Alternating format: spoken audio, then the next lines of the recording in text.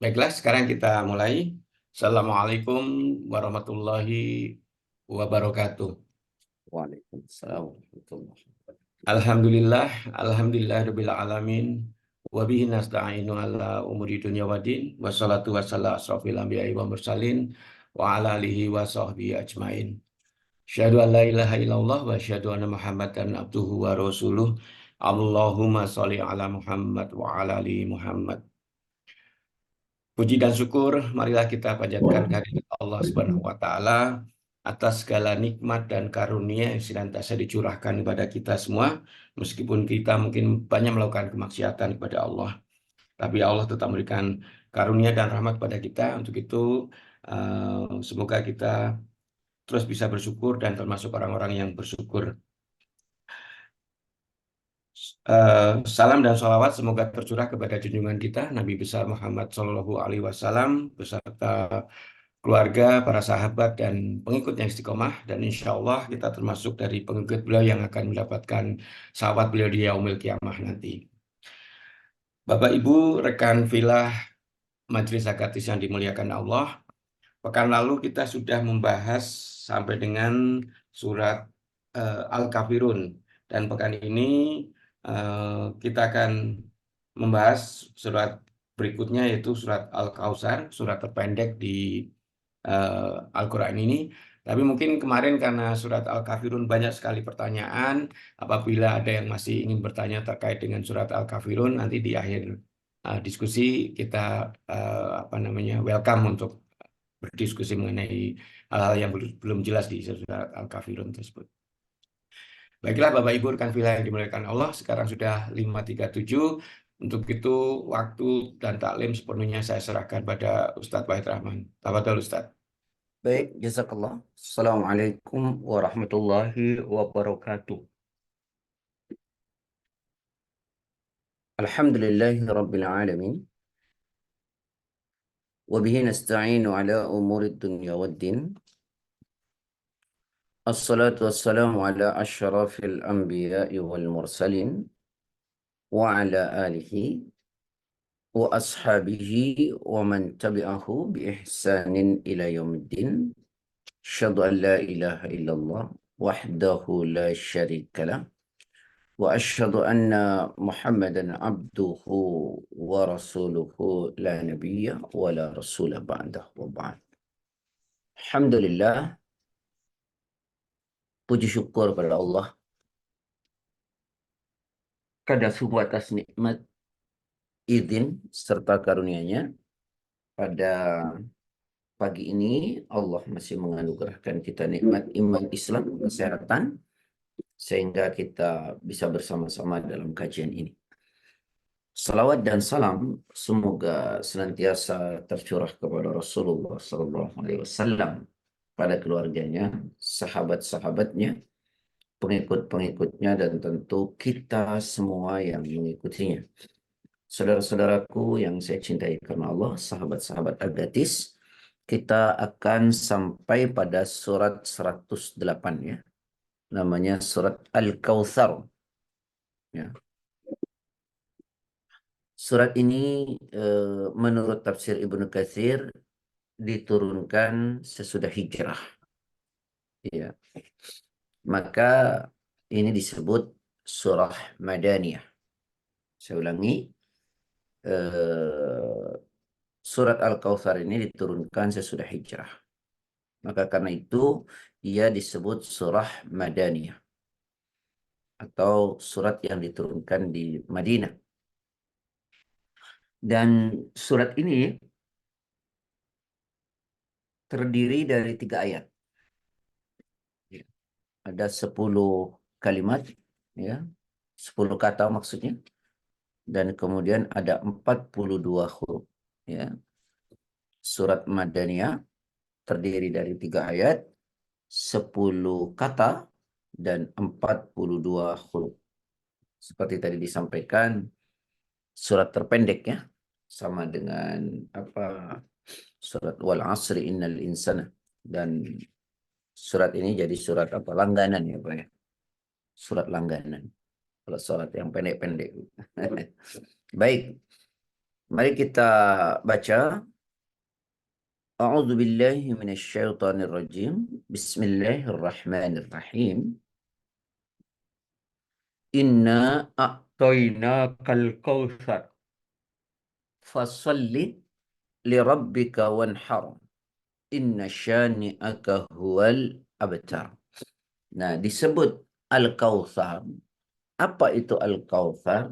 Ini ulama berbeda pendapat tentang makna dari surat Al-Kautsar. Ya. Atau arti Al-Kautsar itu sendiri, ulama berbeda pendapat. Ya.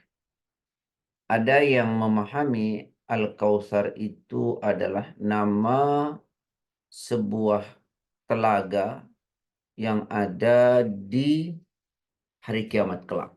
Ya. Dan ada yang menafsirkan Al-Kautsar itu ya adalah nama sungai di dalam surga.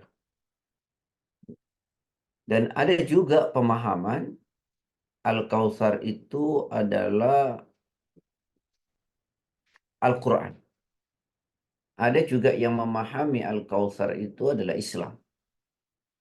Ya. Dan banyak lagi pemahaman. Tapi yang paling jumhur, ya, paling jumhur di pemahaman para ulama tafsir, Al-Kautsar itu adalah nama sebuah telaga di surga. Ya, sebuah telaga di surga. Kalau secara literal, makna Al-Kautsar itu adalah nikmat yang sangat banyak. Ya, nikmat yang sangat banyak. Oleh karenanya, di situ disebut inna a'toina kal kautsar. Dulu asbabun nuzulnya itu begini.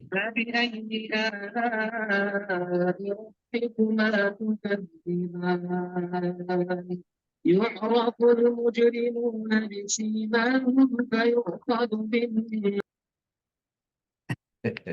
Baik. Jadi asbabun nuzul daripada apa namanya ayat ini sampai kepada para sahabat begini dulu. Nabi Shallallahu Alaihi Wasallam itu tidur ringan. Tidur ringan itu apa ya? Tidak tidur yang secara pulas begitu. Lalu tiba-tiba Nabi tersenyum. Sahabat tanya, kenapa engkau tersenyum ya Rasulullah? Maka Rasulullah membacakan surat ini. Ya, surat ini. Itu artinya adalah bahwa Rasulullah diperlihatkan tentang hadiah yang bernama telaga di surga. Dari mana pemahaman bahwa Al-Kautsar itu adalah sebuah telaga di surga? Nabi pernah menyampaikan begini. Innahu nahrun. Ya. Wa'adanihi Rabbi Azza wa Jalla alaihi khairun kathirun. Huwa haudun. Ya. Taridu alaihi ummati yaumal qiyamah. Aniyatuhu adadun nujum. Fayukhtalaju al-abdu minhum. Fa'akulu Rabbi innahu min ummati. Fayaqulu ma tadri ma ahdathat ba'dak. Jadi kata Nabi, Al-Kautsar itu adalah sungai yang dijanjikan oleh Rabbku Azza wa Jalla. Sebagai sungai tersebut memiliki kebaikan yang banyak sekali.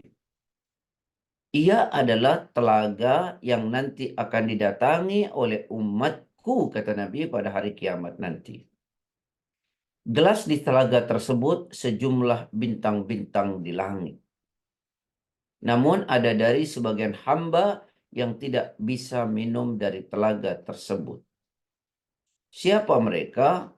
Ya, Allah berfirman, tidakkah engkau tahu bahwa mereka adalah telah berbuat bid'ah dahulu. Jadi, kalau ditanya, itu adalah telaga yang sangat luas, yang gelas-gelasnya itu sebanyak bintang-bintang di langit, ya. Dan itu nanti akan didatangi oleh umatku pada hari kiamat. Tapi ada di antara mereka yang tidak diperkenankan untuk mendatangi dan mengambil air dari telaga tersebut. Ya.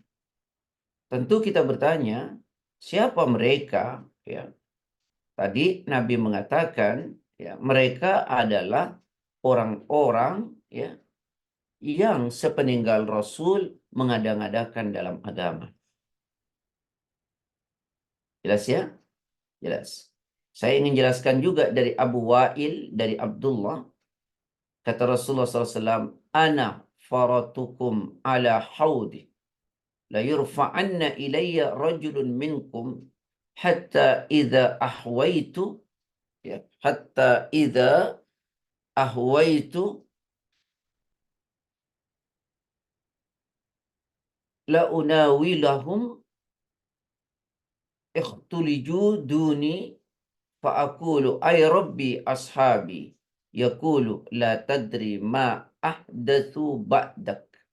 Jadi Nabi mengatakan begini, aku akan mendahului kalian di Al-Haud. Al-Haud itu maksudnya telaga Al-Kautsar tadi.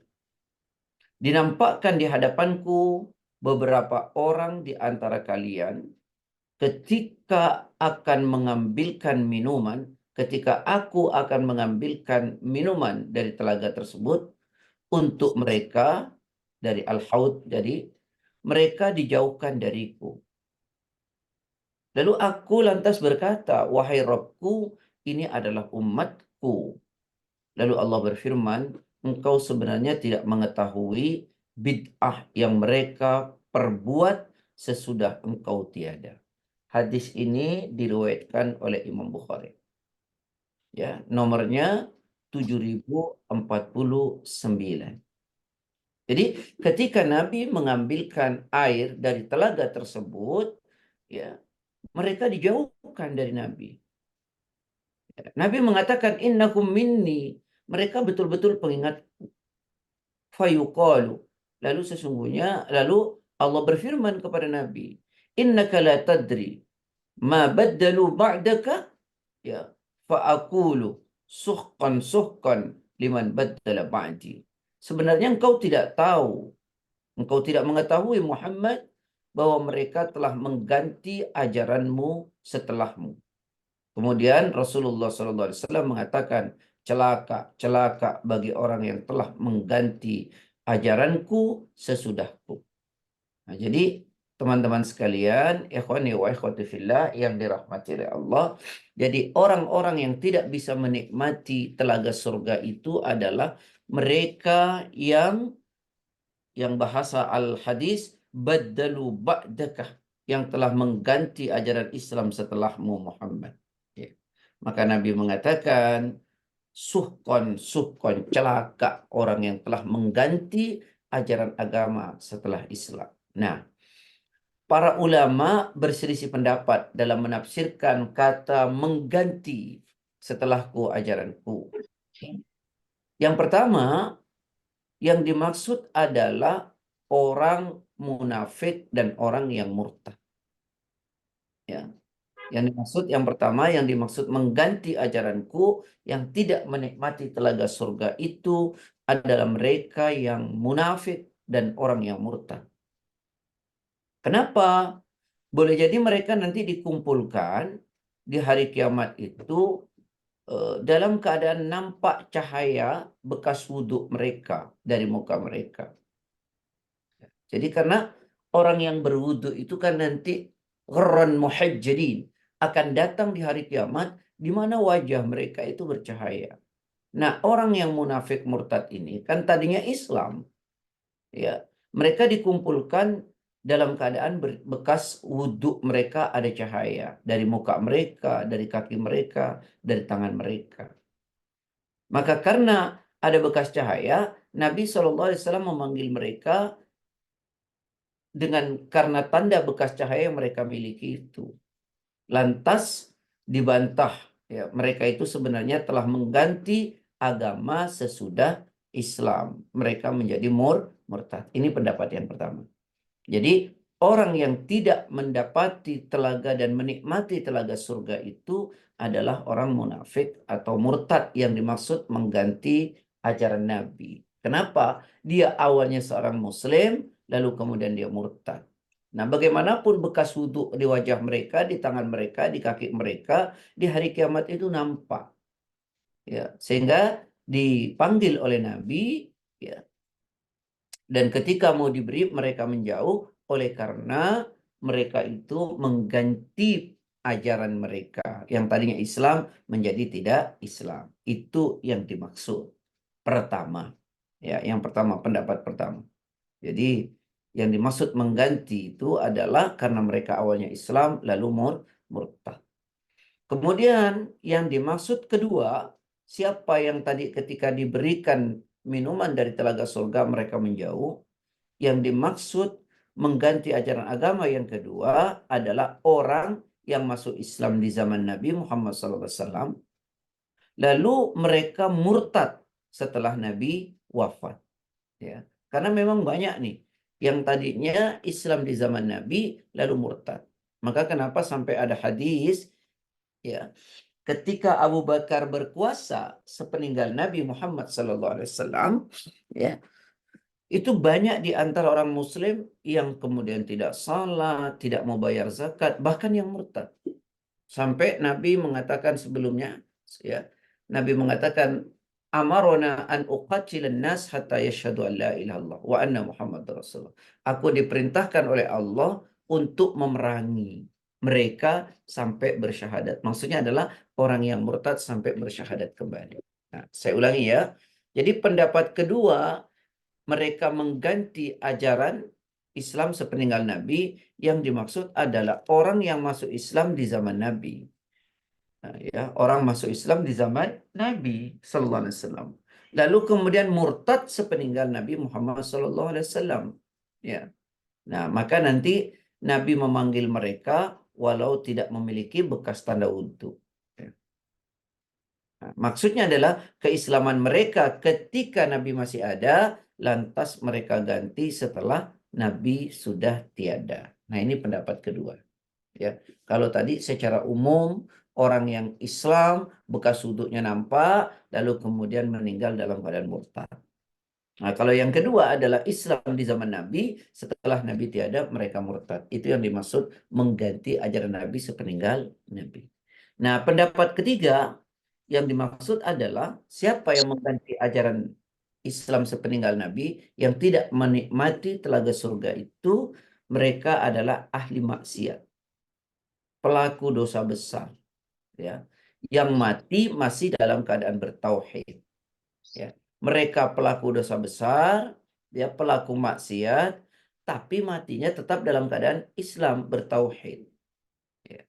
Sehingga orang-orang seperti ini tidak bisa menikmati telaga surga.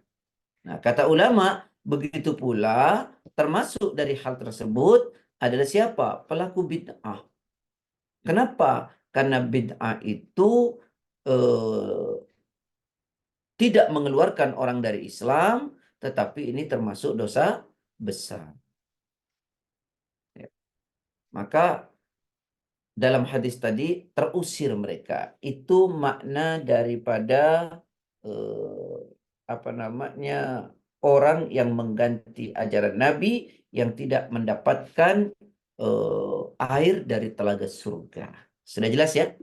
Maknanya tiga tadi ya. Satu, orang yang Islam, kemudian murtad, ya, sehingga ketika di hari kiamat bekas-bekas wudhu mereka di wajahnya nampak, di tangannya nampak, di kakinya nampak. Ya. Tetapi kemudian mereka mati dalam keadaan murtad, gitu ya, keluar dari Islam. Ini yang disebut mengganti ajaran Nabi setelah Nabi tiada. Pendapat kedua adalah orang yang Islam di zaman Nabi, lalu setelah Nabi wafat, dia murtad. Gitulah. Maka Nabi memanggil mereka, karena Nabi tahu mereka Islam di zaman Nabi. Nah, kata Allah, kamu tidak tahu bahwa mereka telah mengganti ajaranmu sepeninggalmu. Nah, yang ketiga adalah orang pelaku maksiat dan pelaku dosa besar, tapi matinya tetap dalam keadaan bertauhid. Ya. Nah, begitu juga para pelaku bid'ah, karena bid'ah itu termasuk dosa besar, tapi tidak mengeluarkan seseorang dari Islam. Matinya tetap dalam keadaan bertauhid. Mereka inilah yang disebut tidak bisa menikmati telaga Al-Kautsar. Sudah dipahami? Pahami Mas Sigit ya? Insya Allah Ustadz. Alhamdulillah. Karena pelan-pelan nih ya. Siap, siap. Al-Kautsar ini juga dimaknai secara literal adalah kalau tadi nama telaga di surga, Al-Kautsar ini juga bisa bermakna nikmat yang sangat banyak. Ya, nikmat yang sangat banyak. Inna a'tainakal kautsar. Sesungguhnya kami telah memberikan kepadamu Muhammad Al-Kautsar nikmat yang sangat banyak. Memang nikmat ini kan banyak betul ya. Bahkan saking banyaknya itu kita nggak bisa ngitung tuh. Coba lihat Quran surat 14 ayat 34. Wa atakum min kulli ma sa'altumu wa in ta'uddu ni'matallahi la tuhsuha innal insana la zalumun kafar. A'udzubillahiminasyaitonirrajim. Dan dia telah memberikan kepadamu segala apa yang kamu mohonkan kepadanya. Dan jika kamu menghitung nikmat Allah, niscaya kamu tidak mampu menghitungnya. Sungguh manusia itu sangat zalim dan sangat mengingkari nikmat Allah. Jadi bahwa eh, nikmat yang Allah berikan tuh banyak sekali. Makanya dikatakan di ayat ini, dan dia Allah telah memberikan kepadamu segala apa yang kamu mohonkan kepadanya. Tentu sesuai dengan kebutuhanmu, bukan keinginan. Wa in ta'uddu ni'matallahi la tuhsuha. Jika engkau mau menghitung nikmat Allah, maka kamu nggak bakal bisa ngitung. Ya. Niscaya kamu tidak dapat menghitungnya karena banyaknya luar biasa. Ya, innal insana la zalumun kafar. Sesungguhnya manusia itu zalim, lagi ingkar terhadap nikmat Allah. Wah, nikmat Allah itu banyak sekali. Kita nggak bisa ngitung saking banyaknya. Ya, tapi kita ini suka lupa. Ingatnya itu kalau diuji sama Allah. Ujian sampai kapanpun diingat. Tapi nikmat yang banyak dilupain. Ya. Itulah kenapa orang tidak bersyukur. Kalau dikasih nikmat banyak dia lupa, maka yang banyak terasa sedikit. Dia kasih ujian sedikit, selalu dia ingat, maka yang sedikit terasa banyak. Oke, saya ulangi. Sesungguhnya kami telah memberikan kepadamu Muhammad nikmat yang sangat banyak. Memang nikmat yang Allah kasih ini banyaknya luar biasa. Kita nggak bisa ngitung. Nah, oleh karenanya lah Allah menyuruh kita untuk bersyukur kepada Allah atas anugerah nikmat yang begitu banyak Allah kasih. Nah, kalau syukur itu kita lakukan, maka Allah tambah. Tapi kalau kamu nggak bersyukur, ya azab Allah ya pedih. Quran, surat 14, surat yang sama, ya, ayat ke-7. Wa itta'adzana, ya, Rabbukum la in syakartum la azidannakum wa la in kafartum inna azabi lasyadid. Monggo. A'udzubillahiminasyaitonirrajim.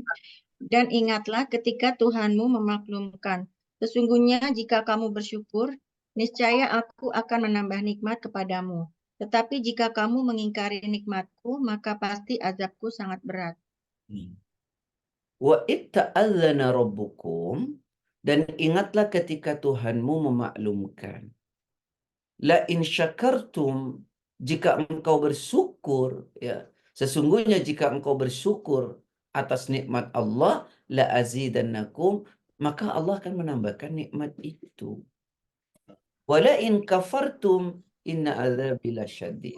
Jika engkau kufur atas nikmat Allah, sesungguhnya azabku itu pedih, kata Allah. Nah, karena nikmat ini banyak, yuk kita syukuri gitu ya. Nanti kalau bersyukur ditambah, kalau kita ingkar ya azab Allah pedih. Saya kasih contoh sedikit ya. Bagaimana kalau kita tidak bersyukur atas nikmat Allah? Teguran itu datang dari Allah. Ya. Teguran itu mesti didatangkan, diingetin Allah, kamu nggak bersyukur. Ya, maka tegurannya itu berupa sesuatu yang ya negatif tentu. Contohnya adalah misalnya Quran surat 16 ayat 112.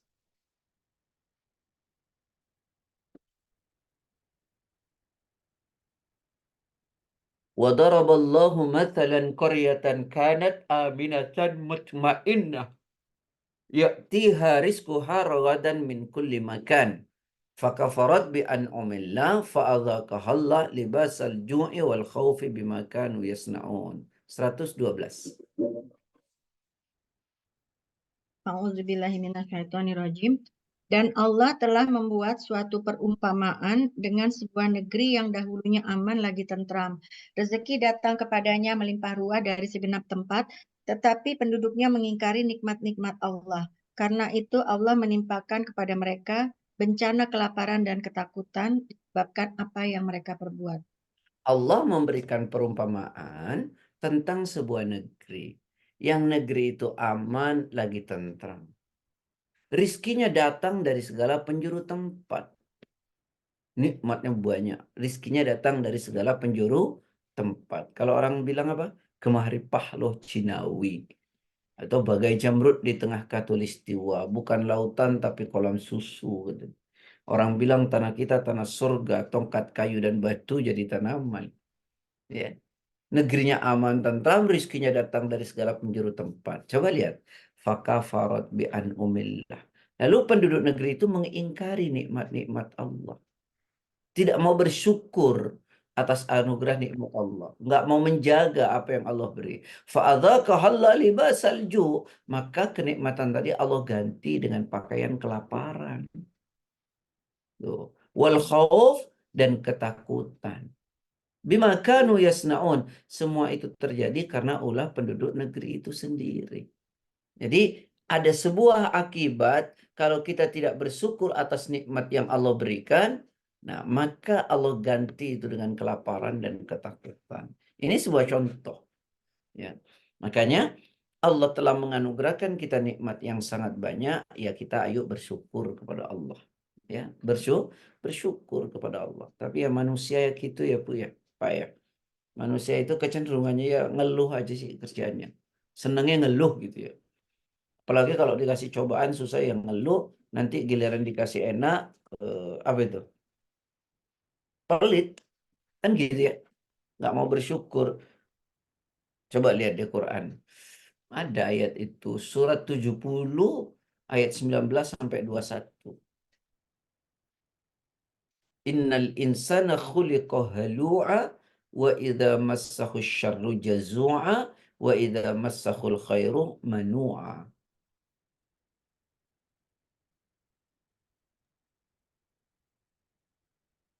A'udzubillahiminasyaitonirrajim. 19 sampai 21 ya Ustaz.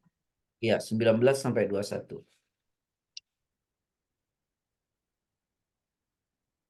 Sungguh, manusia diciptakan bersifat suka mengeluh. Apabila dia ditimpa kesusahan, dia berkeluh kesah. Dan apabila mendapat kebaikan harta, dia jadi kikir. Nah, itu manusia itu suka begitu. Ya, manusia itu senangnya ngeluh. Kalau dikasih suatu kesulitan, dia berkeluh kesah. Kalau dikasih nikmat, kebaikan, dia pelit. Ya, dia nggak mau bersyukur. Dia kikir, bakhil. Ya, baik kembali. Jadi sesungguhnya kami telah menganugerahkan kepadamu Muhammad nikmat yang sangat banyak. Allah memberi kepada kita nikmat yang begitu banyak. Karena itu, mari kita syukuri nikmat Allah yang begitu banyak ini. Ya, caranya bagaimana? Fasalli li rabbika. Ya. Fasalli li rabbika. Maka cara bersyukurnya adalah hendaklah kamu apa? Salat, dirikan salat.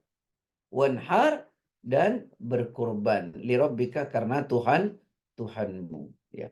Jadi syukur salat itu merupakan wujud syukur. Nah, ulama dalam memahami fasolli salat ini dimaksud adalah Idul Adha. Tapi ada ulama yang mengatakan semua salat. Ya, fasolli itu ada yang memahami adalah salat Idul Adha, ada yang memahami seluruh salat. Nah, salat ini adalah merupakan wujud syukur kita kepada Allah. Ya, wujud syukur kita kepada Allah, yaitu dengan salat.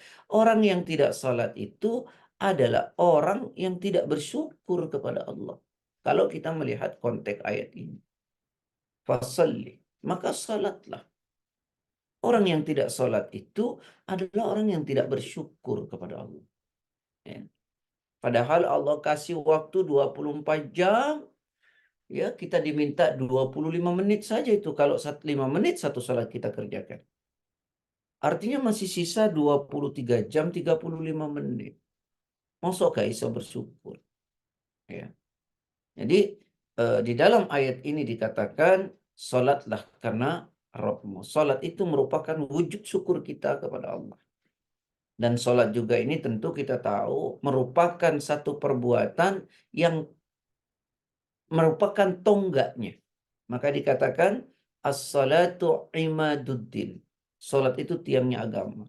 Wa man aqamaha faman aqamaha faqad aqamaddin. Siapa tegakkan salat, maka dia sudah menegakkan agamanya. Wa man tarakaha faqad hadamaddin. Siapa tinggalkan salat, sungguh dia telah menghancurkan agamanya. Bahkan nanti yang pertama kali dihisap oleh Allah adalah salat. Salatnya benar-benar semuanya. Salatnya rusak, rusak semuanya. Ya, as-salatu nur, salat itu cahaya.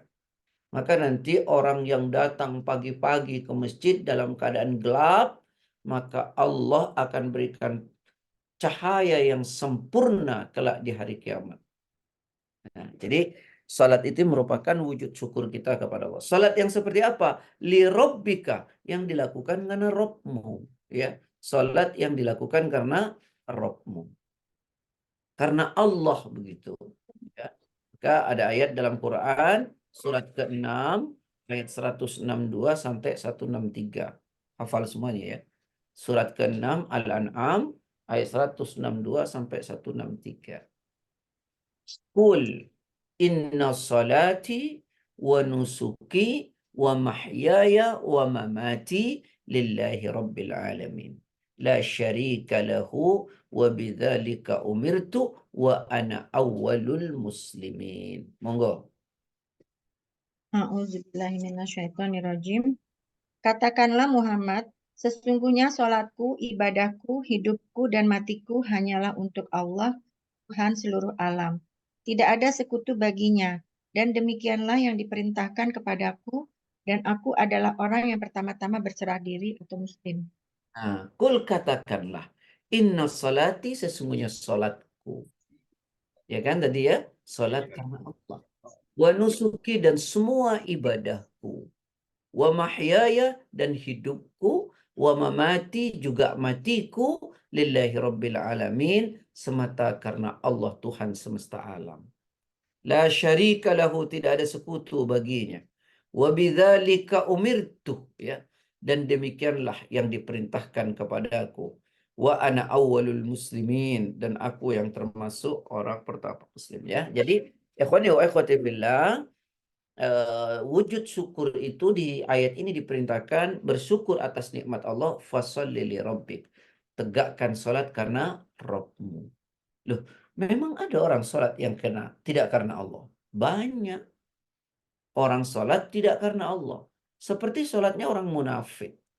Makanya orang munafik itu di zaman Nabi, mereka pergi ke masjid untuk salat. Mereka melakukannya pada duhur dan asar, pada waktu yang terang. Kenapa? Karena pada waktu terang itu mereka dilihat oleh Nabi dan oleh orang-orang Islam. Tapi pada waktu yang gelap mereka tidak datang karena mereka merasa tidak dilihat oleh Nabi dan orang-orang. Artinya sholat mereka ini dia sholat tapi tidak karena Allah. Tapi karena ingin mendapat perhatian dari umat Islam bahwa mereka adalah sholat. Itulah kemudian orang munafik yang sebagaimana dijelaskan di dalam Al-Quran pada surah 2, surat keempat ayat 142. Wa idza qamu ila salati qamu kusala yura'una an-nasa wa la yadhkuruna Allah illa qalila.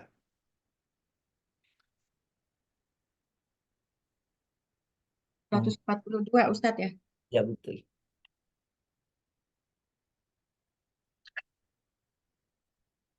Auzubillahiminasyaitonirrajim. Sesungguhnya orang munafik itu hendak menipu Allah, tetapi Allah lah yang menipu mereka. Apabila mereka berdiri untuk sholat, mereka lakukan dengan malas. Mereka bermaksud ria ingin dipuji di hadapan manusia, dan mereka tidak mengingat Allah kecuali sedikit sekali. Salah satunya orang munafik itu kalau mau sholat ya malas. Yang kedua, kemudian sholatnya itu tidak karena Allah, ingin mendapat perhatian dari manusia. Yura'unan nas.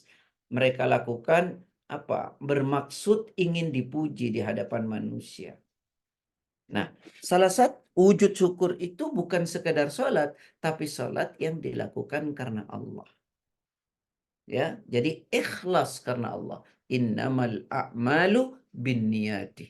Sesungguhnya perbuatan itu tergantung niatnya. Wa innama likulli imri'in ma nawa. Seseorang itu mendapatkan nilai karena apa yang dia niatkan. Makanya bersyukur kepada Allah itu dengan apa? Salah satunya dengan sholat. Yang sholatnya dilakukan karena Allah. Ya. Nah, ternyata orang yang sholat saja, jangankan disebut orang yang sholat tidak karena Allah itu, jangankan disebut sebagai wujud syukur. Bahkan ada ancaman tuh. Dia sholat tidak karena Allah, ya sholatnya namanya lalai. Maka diancam dengan neraka wel. Coba lihat dalam Quran gimana? Fawailul lil musallin. Ya, fawailul lil musallin. Maka celakalah bagi orang yang sholat. Celakalah bagi orang yang salat. Kenapa? Alladzina hum fi salat alladzina gimana? Fawailul lil musallin alladzina hum an salatihim sahun. Mereka salatnya lalai. Lalai kenapa? Kata Syekhul Islam Imam Ibn Taimiyah, yang disebut lalai itu yang pertama adalah mereka lalai soal waktu. Betul. Ya, malas-malesan, menunda. Celaka tuh orang. Yang kedua, lalai itu adalah dari rukun dan syaratnya. Rukunnya tidak dipenuhi dalam sholat, syaratnya juga tidak dipenuhi. Yang ketiga, lalai dari apa? Lalai dari tujuan sholatnya. Tidak karena Allah. Ya, tapi dia lakukan dengan tujuan yang lain, ingin dipuji manusia.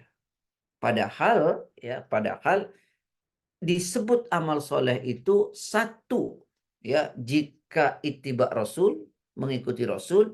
Yang kedua, jika ikhlas. Ikhlas itu dilakukan karena Allah. Jika dua ini tidak dipenuhi, maka tidak disebut amal soleh dalam konteks ritual. Oleh karenanya lah, semua ibadah yang dilakukan tidak karena Allah, ya nggak diterima, nggak bernilai. Tak kasih contoh. Orang bersedekah, dia tidak karena Allah, tidak ikhlas, maka tidak bernilai. Coba lihat Quran, surat Al-Baqarah 264.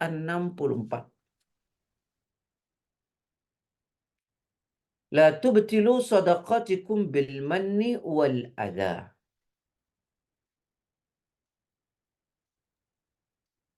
Terus silakan. Auzubillahiminasyaitonirrajim.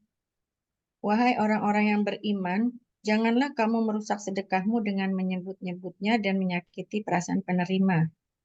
Seperti orang yang menginfakkan hartanya karena ria pamer kepada manusia dan dia tidak beriman kepada Allah dan hari akhir. Sampai selesai, Ustaz? Ya, sampai selesai. Perumpamaannya orang itu seperti batu yang licin yang di atasnya ada debu, kemudian batu itu ditimpa hujan lebat, maka tinggallah batu itu licin lagi. Mereka tidak memperoleh sesuatu apapun dari apa yang mereka kerjakan, dan Allah tidak memberi petunjuk kepada orang-orang kafir. Allah bilang, jangan kau hilangkan pahala sedekahmu. Dengan apa? Ya, dengan menyebut-nyebutnya. Menyakiti si penerima. Seperti orang yang bersedekah karena ria dan tidak dilandasi iman kepada Allah dan hari kiamat. Maka perumpamaannya kata Allah, seperti debu diletakkan di atas batu yang licin, lalu diterpa hujan yang begitu sangat dahsyat, maka habis tanpa bekas. La yaqdiruna ala syai'im mimma kasabu. Mereka tidak mendapatkan sedikit pun dari apa yang telah mereka kerjakan. Tuh. Jadi karena ria, tidak karena Allah. Nah, makanya wujud syukur ini dalam ayat ini, fasalli li rabbika, salatlah karena Rabbmu.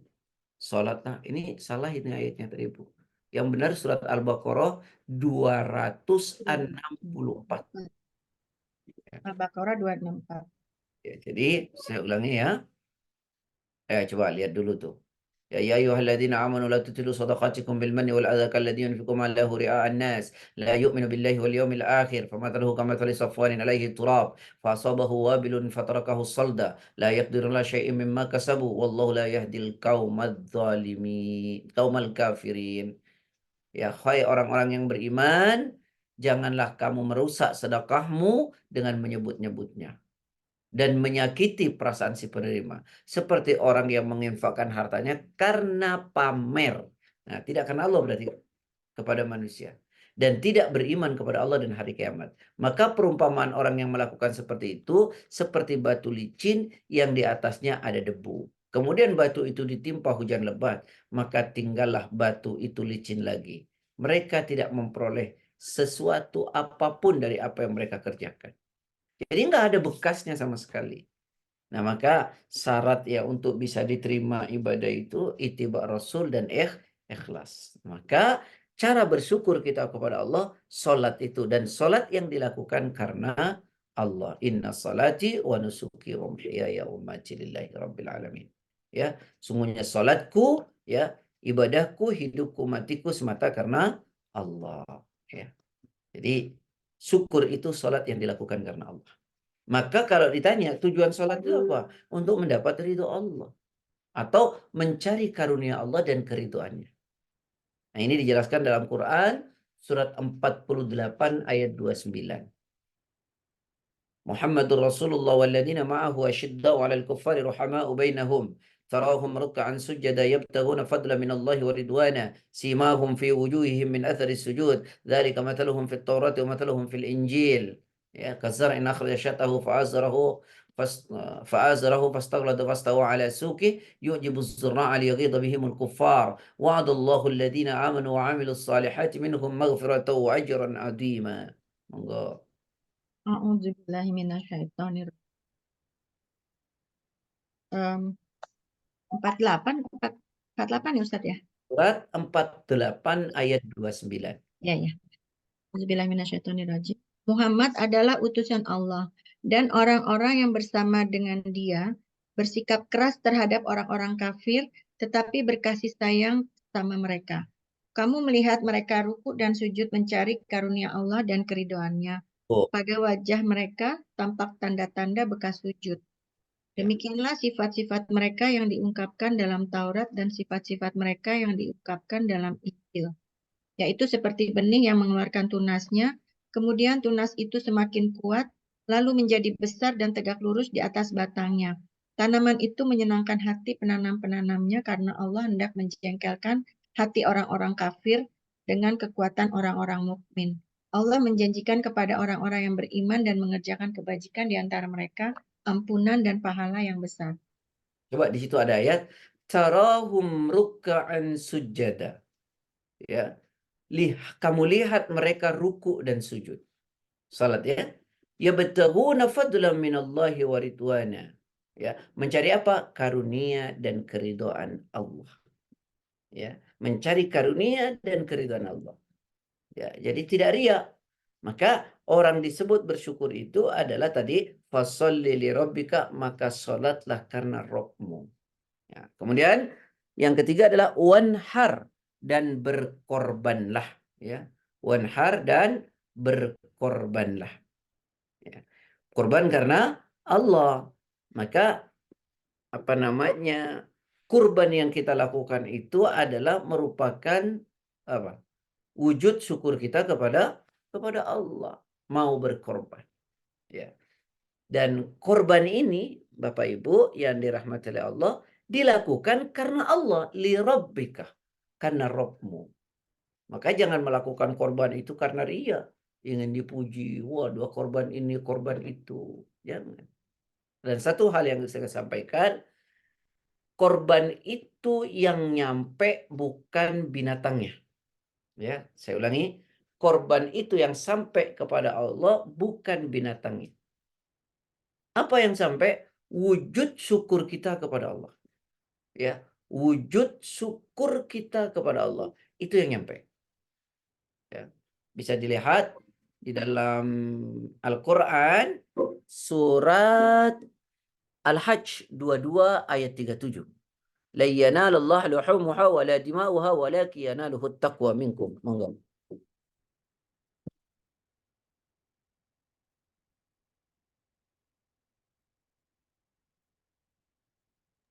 A'udzubillahi minasyaitonirrajim. Yes. Orang atau hewan kurban dan darahnya itu sekali-kali tidak akan sampai ke daging atau hewan kurban dan darahnya itu kali-kali tidak akan sampai kepada Allah. Tetapi yang sampai kepadanya adalah ketakwaan kamu. Demikianlah dia menundukkannya untukmu agar kamu mengagungkan Allah atas petunjuk yang dia berikan kepadamu. Dan sampaikanlah kabar gembira kepada orang-orang yang berbuat baik. Jadi kata Allah, la yanalallaha luhumuha wala dima'uha walakin yanaluhu taqwa minkum. Tidak akan pernah sampai kepada Allah ya darah yang mengalir dari hewan kurbanmu dan juga binatang-binatang yang juga daging-dagingnya. Tapi yang sampai kepada Allah apa? Rasa apa itu? Keimanan kita, ketakwaan kita yang sampai kepada Allah. Jadi yang sampai kepada Allah itu bukan darahnya, bukan pula dagingnya. Tapi yang sampai kepada Allah adalah ketakwaan kita kepada Allah Subhanahu wa taala dengan mau melakukan pemotongan hewan kurban. Itu yang sampai kepada Allah. Ya. Jadi bukan darah itu, bukan pula dagingnya yang sampai kepada Allah. Ya, tapi ketakwaan kita yang sampai kepada Allah Subhanahu wa taala. Jadi kurban itu merupakan wujud syukur kita kepada Allah Subhanahu wa taala. Kurban yang dilakukan karena Allah, ya. Makanya kemudian sampai ada ancaman tuh. Dalam satu hadis dikatakan bahwa dituturkan oleh Abu Hurairah ya. Kata Rasulullah SAW, "Man kana lahu sa'atun walam yudhahhi fala yaqrabanna musallana." Kata Nabi, siapa orang punya keluasan harta di tanggal 10 Dzulhijjah itu ya, lalu dia tidak berkorban, maka jangan dekat-dekat dengan tempat salatku. Ya. Itu Nabi yang mengatakan. Ya. Jadi bahwa berkorban ini merupakan wujud syukur kita kepada Allah ya.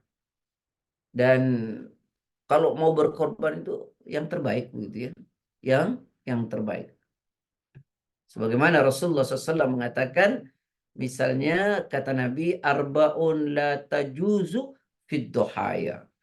Ada 4 sebab binatang itu tidak boleh dikorbankan. Ya.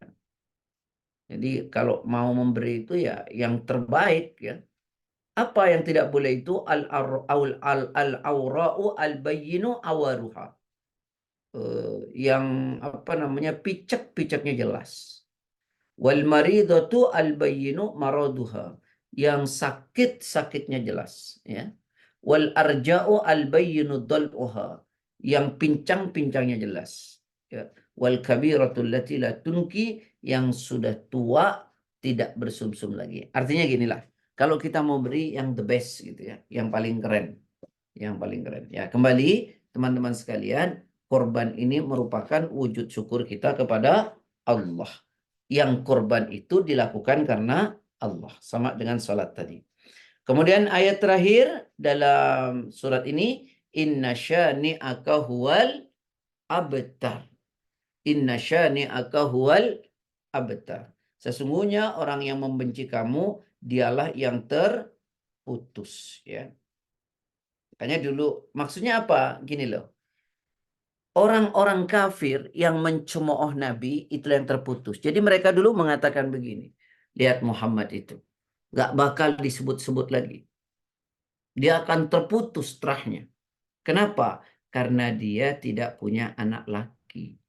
Anak lakinya semua meninggal saat kecil. Tak ada keturunan. Maka dia tidak akan pernah disanjung-sanjung. Tidak akan pernah disebut-sebut lagi. Putus Muhammad itu. Nah, gitu ya. Maka Allah menghibur ya dengan ayat ini. Ya, maksudnya adalah apa? Ternyata Nabi sampai sekarang coba lihat. Setiap waktu disebut. Ya, asyhadu anna Muhammadar Rasulullah itu dalam salat tuh, dalam azan, dalam qomat, dalam salat. Ya, jadi sesungguhnya yang terputus itu mereka, ya, bukan Nabi. Nabi akan terus disebut. Itu namanya al-abtar. Makanya dulu di zaman apa orang-orang jahiliyah itu kalau ada anak laki-lakinya meninggal maka disebut abtar. Ya. Kalau ada anak laki-lakinya meninggal disebut abtar. Dia terputus, bataroh. Ya. Maka dikatakan orang-orang Quraisy itu mengatakan kepada Nabi, bataro Muhammad, bataro Muhammad. Maka putus Muhammad itu. Dia tidak akan pernah disebut-sebut lagi. Karena dia tidak ada anak laki-laki yang sampai mempunyai keturunan. Ya, inna syani'aka huwal abtar. Itu mereka itulah yang terputus. Ya, bukan nabi. Karena keterputusan seseorang itu bukan nasab, tapi kebaikannya. Makanya ada orang yang meninggal sudah lama tapi disebut-sebut terus karena kebaikannya. Nah, demikian tafsir Quran surat Al-Kautsar. Alhamdulillah. Alhamdulillah, Ustaz. Saya pikir luar biasa penjelasan Ustadz yang menambah eh, pengetahuan kita.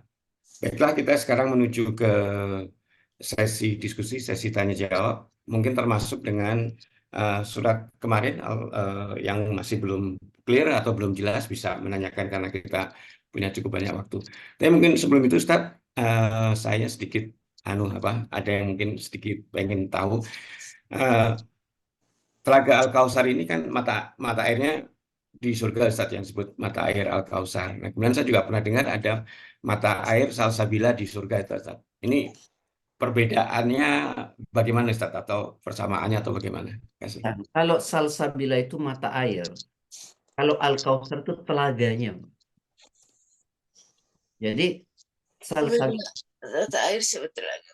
kalau Al-Kautsar Kautsar telaganya Ros. ya, telaga. Nah, saya ingin ulangi. Banyak sekali nama-nama dalam surga itu yang sudah diberitahu kepada kita ya. Ya. Kalau kita nggak pengen juga sih kelewatan ini. Ada mata air namanya Salsabila, ada telaga namanya Al-Kautsar, ada pohon namanya Raihan, dan seterusnya. Allah alam. Ya, terima kasih Ustaz. Mungkin dari rekan-rekan yang lain silakan yang sudah buka mikrofon, pemantau silakan. Terima kasih Mas Sigit. Assalamualaikum warahmatullahi wabarakatuh. Ustaz, menindaklanjuti yang kemarin, Ustaz, masih ada beberapa yang perlu ditanyakan. Pertama, Ustaz, ini mengenai yang umum dilakukan di kita kan kadang-kadang ulang tahun itu pakai niup lilin tuh, Ustaz. Ya. Terus sambil kadang-kadang kan kalau orang-orang bilang kan niup lilin kemudian make a wish gitu kan, berharap.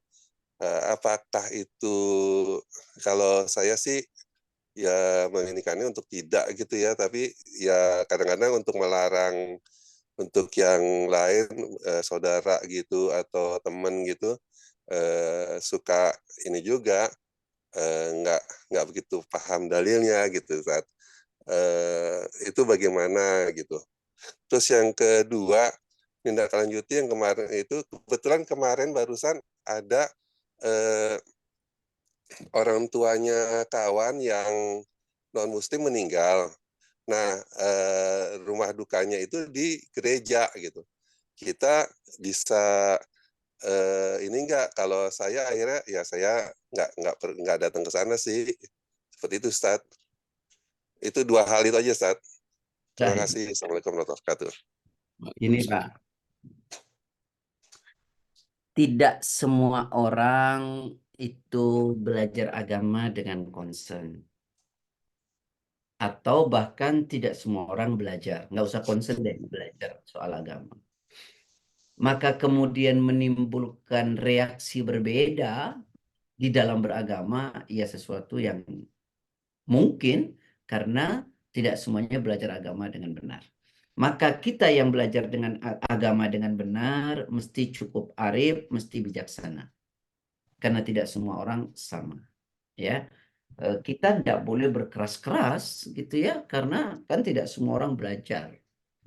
Masa orang yang tidak belajar harus sama dengan yang belajar, kan nggak mungkin. Karena itu proses yang dilakukan dengan pendekatan. Saya lebih senang dengan merangkul, tersenyum gitu ya. Kemudian hujahnya adalah Nabi mengatakan man tasyabbaha biqaumin fahuwa minhum.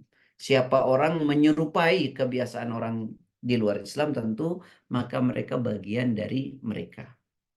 Ya.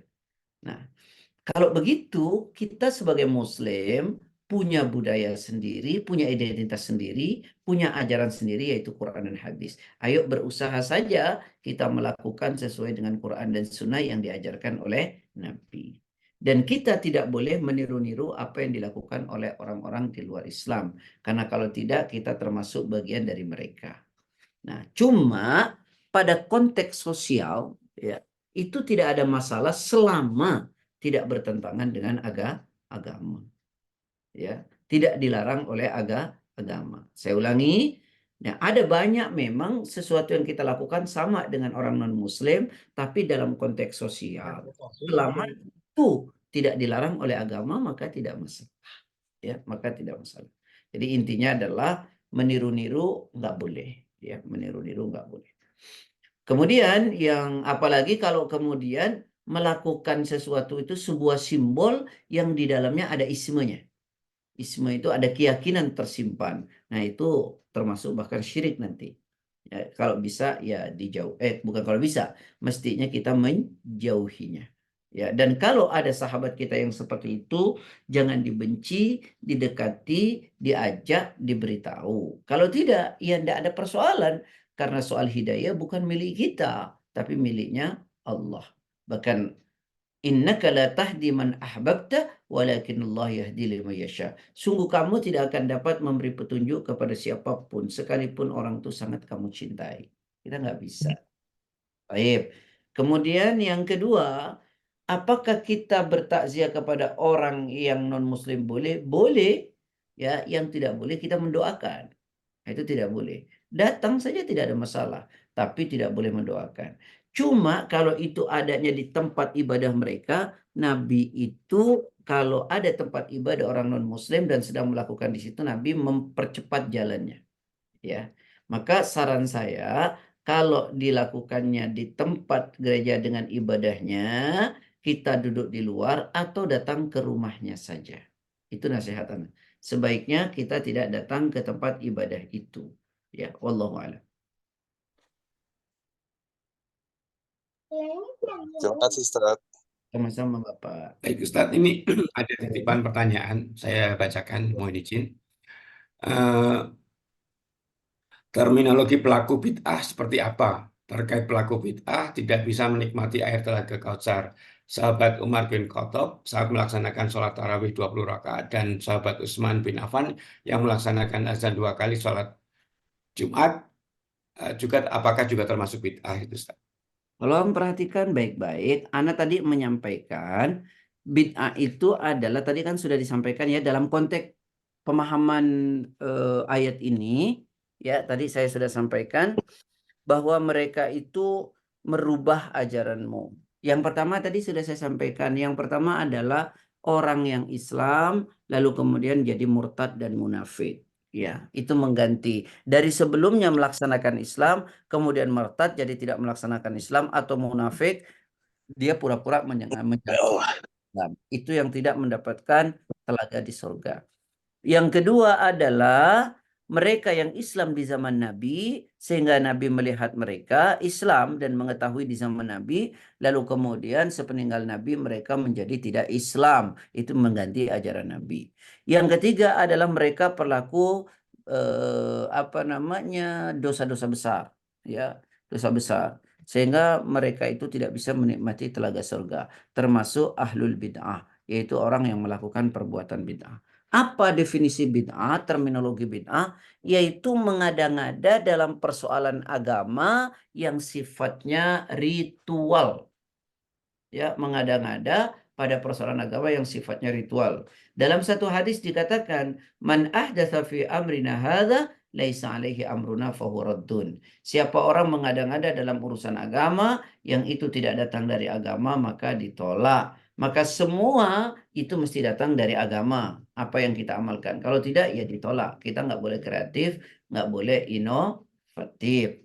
Ya gitu ya. Kemudian, Rasulullah SAW mengatakan, "May ya'ish min ba'di fasayara ikhtilafan katsira, alaikum bisunnati wa sunnati khulafaur rasyidin al-mahdiyyin addu bin nawajid." Jadi nanti ada orang yang hidup sepeninggal aku, kata Nabi, mereka banyak berselisih. Ya, karena itu Nabi mengatakan, hiduplah dengan sunnahku dan sunnah khulafaur rasyidin al-mahdiyyin. Jadi mengikuti Nabi. Ya, mengikuti Nabi Muhammad sallallahu alaihi wasallam. Nah, jadi ikhwani wa ikhwati fillah, ini konteksnya ibadah ritual. Lalu berkenaan dengan sahabat Umar, ketika beliau melakukan sholat 23 dan beliau melakukan sholat berjemaah terus-menerus, ketika ditanya hadhihi nikmatul bid'ah, ini adalah nikmatnya bid'ah. Yang dimaksud sahabat Umar itu bukan mengada-ngada. Sudah ada di zaman Nabi, tapi Nabi tidak melakukan secara terus-menerus di dalam masjid. Jadi Nabi pernah melakukan 3 kali dan sahabat menyaksikan itu dan mengikuti itu. Lalu kemudian pada malam selanjutnya Nabi tidak keluar, Nabi mengatakan, "Aku khawatir ini dijadikan kewajiban oleh kalian."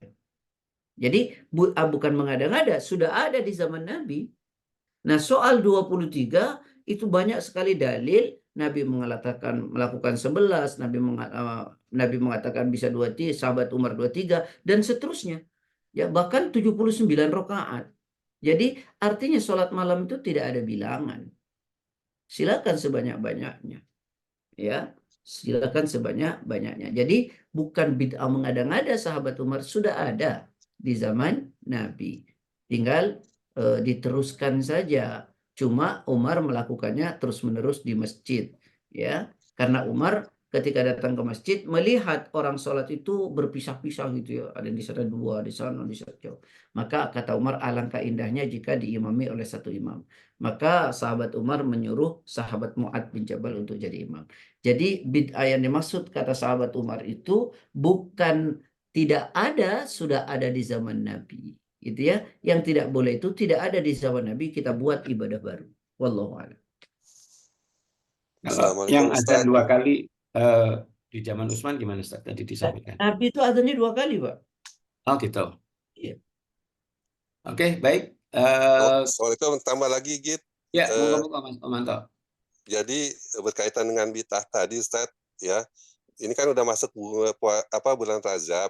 Nih, di bulan Rajab ini apakah cukup puasanya itu puasa sunnahnya itu Senin Kamis atau Yaumil Bid atau puasa Daud saja, atau ada puasa tambahan lainnya, Ustaz, yang mungkin boleh nambah nggak, Ustaz? Karena kan katanya memperbanyak ibadah, Ustaz. Itu, Ustaz. Terima kasih. Baik. Ya. Jadi di bulan Rajab ini perbanyak ibadah. Tentu ibadah yang disyariatkan, tidak membuat ibadah baru, gitu ya. Seperti apa? Perbanyak baca Qur'annya, perbanyak sholatnya, perbanyak puasanya. Nah, perbanyak puasa yang disyariatkan, baik itu Senin Kemis ataupun Daud. Tidak boleh melakukan puasa khusus, ya itu tidak ada. Apalagi 1 bulan di bulan Rajab, tidak boleh. Ya, karena Rasulullah SAW ya tidak pernah berpuasa 1 bulan penuh kecuali pada bulan Ramadan. Ya, ma ra'aitu Rasulullah SAW istakmala siyama qattu illa Ramadan.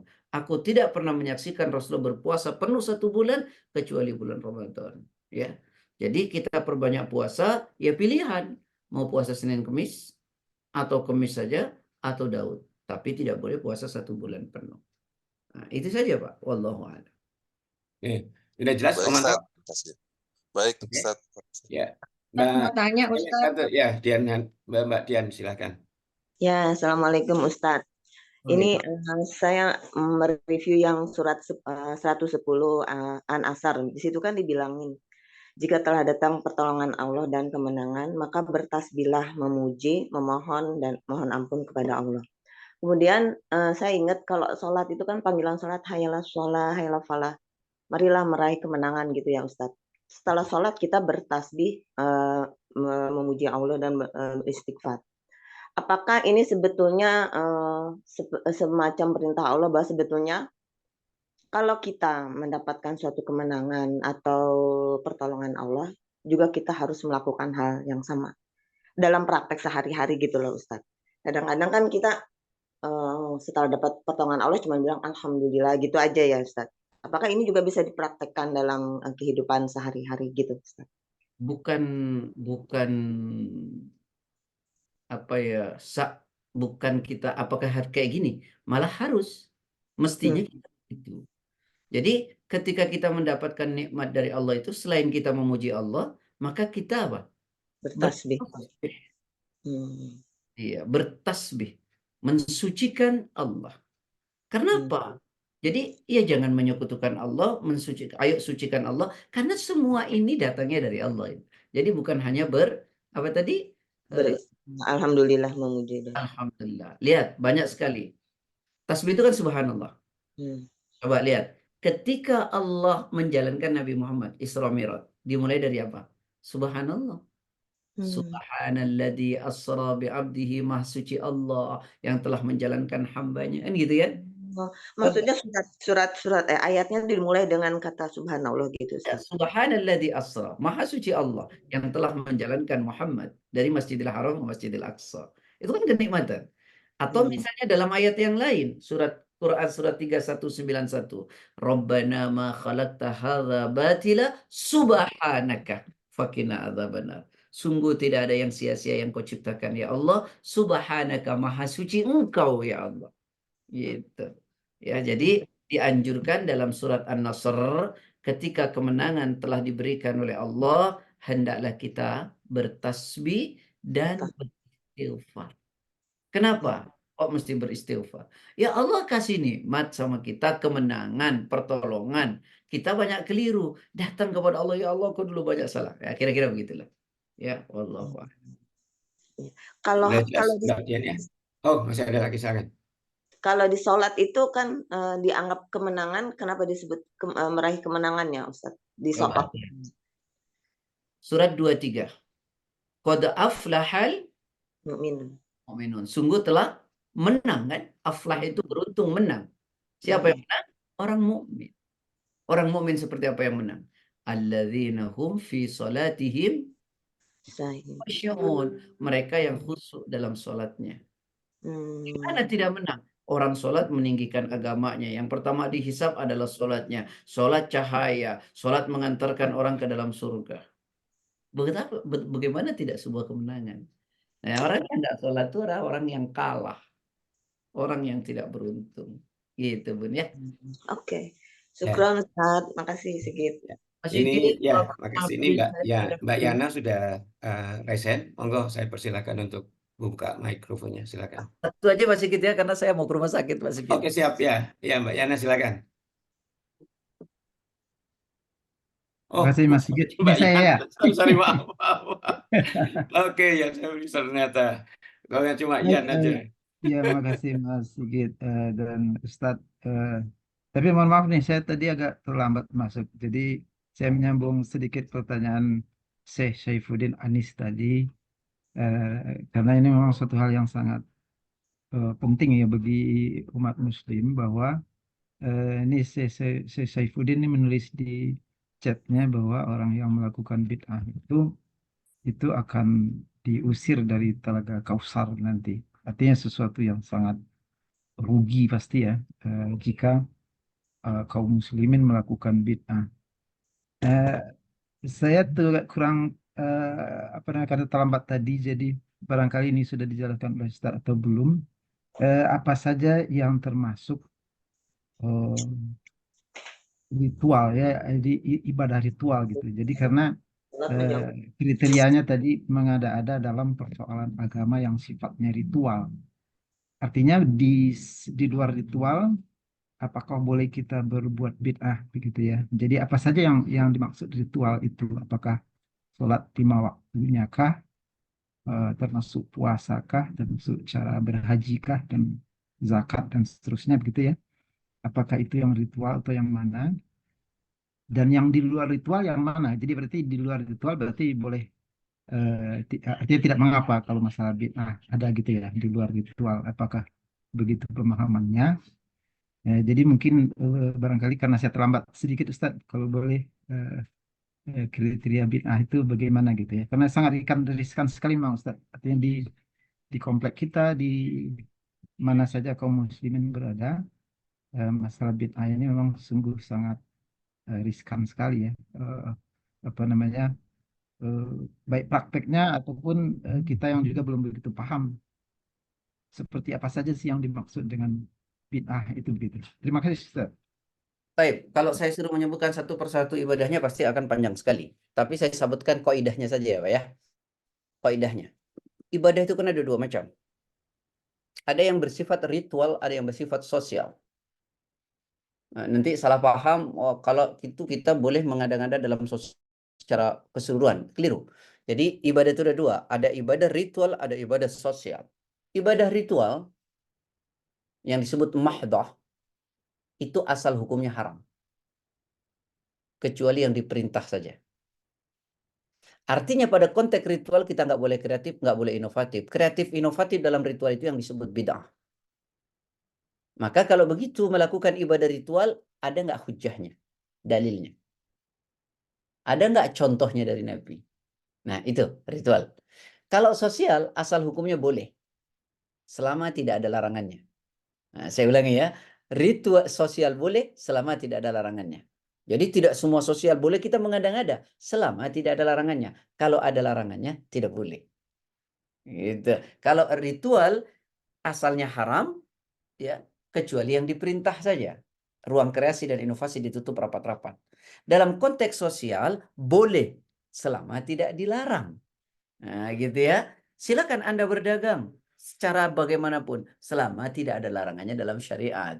Kalau ada larangannya ya tidak boleh juga begitu. Artinya ruang sosial itu lebih lentur daripada ruang ritual. Ruang ritual itu kalau bahasa Inggrisnya ngono ya ngono cok ngono gitu loh. Apa itu bahasa? Harus susah saya. Ngono ya ngono cok ngono. Jadi jangan mengada-ngada. Baku dia. Nah, gitu. Itu kaidahnya Pak. Saya kira gitu.